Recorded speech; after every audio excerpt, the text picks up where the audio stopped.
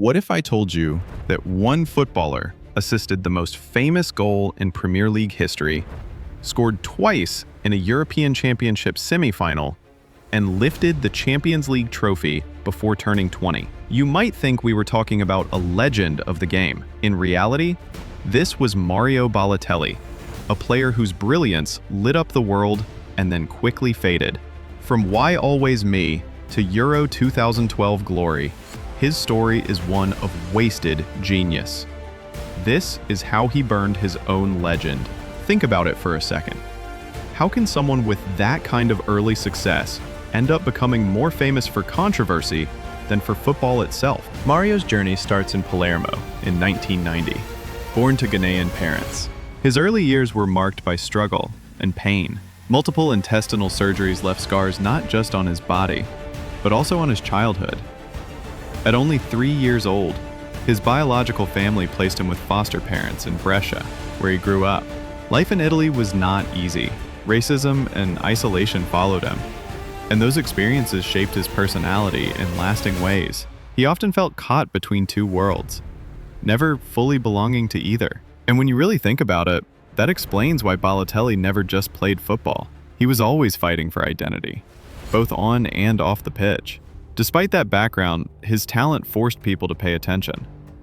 At just 17 years old, he broke into Inter Milan's first team and instantly turned heads.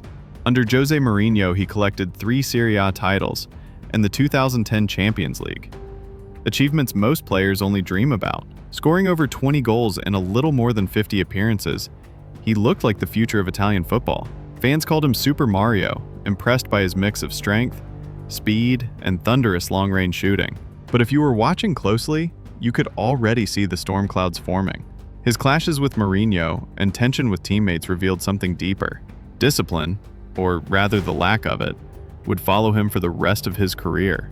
Do you see how early signs often tell the whole story? It was not just on the pitch where chaos followed him. His immense talent was constantly overshadowed by controversy. Training sessions were disrupted because of his attitude. Newspapers thrived on stories of his reckless driving fines. And then came the infamous incident in 2011, when fireworks set off inside his bathroom started a fire. That headline alone felt too wild to believe, yet it was real. He seemed to live in a constant state of unpredictability. I still remember reading about the fireworks story for the first time.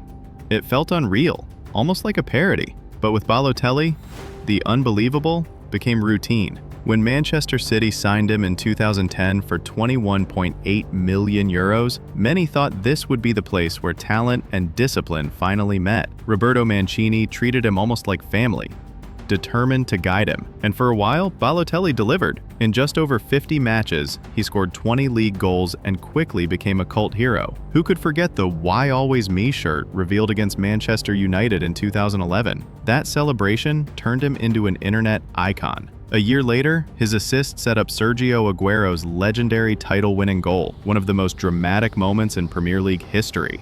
But even then, he collected 4 red cards in that season alone and publicly clashed with Mancini. Fans adored the drama, yet the club's patience wore thin. By 2013, he was gone. Does it surprise you how someone could go from hero to villain so fast? On the international stage, the highs and lows were even more dramatic. Euro 2012 was his peak. He scored 3 goals, including 2 stunning strikes against Germany in the semifinal. His shirtless celebration, muscles flexed in defiance, became an image etched into football history. At that point, it felt like the start of something monumental. The 2013 Confederations Cup kept the promise alive, but then injuries slowed his rise. The 2014 World Cup was a disappointment. 1 goal against England, followed by Italy's early exit. By 2018, he was no longer part of the national picture. Watching him dominate Germany in that semifinal, I truly believed he would own world football for the next decade, and yet it slipped away almost instantly. Back at club level, his career kept spiraling.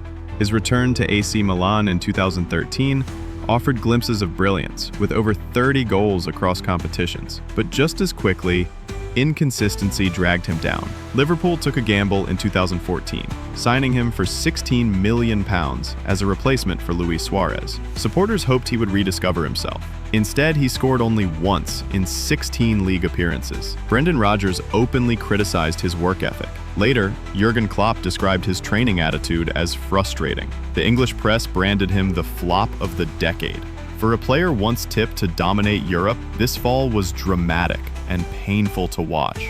What do you think? Was Liverpool the wrong fit, or was Mario the problem all along? After that, he drifted into football obscurity. Occasionally, he reminded people of his undeniable skill. At Nice, in the 2016-17 season, he scored 18 goals in 36 League One matches, proving he still had something special. But once again, discipline, injuries, and fitness issues stopped him from building on it. By 2022, he was bouncing between mid-tier clubs, a shadow of the superstar he was meant to be. Whenever he scored a wonder goal, I found myself pausing and thinking, this is the player who could have been one of the greatest. In the end, Mario Balotelli's career became a warning for future generations. Managers and teammates agreed that he wasted his extraordinary gifts. Jose Mourinho once said that Balotelli's head was his biggest enemy. Roberto Mancini admitted that Mario had the potential to be among the world's top 5 strikers, but he threw it all away. Supporters remember him as both a cult hero and a symbol of wasted potential. The tragedy is simple. The world asked,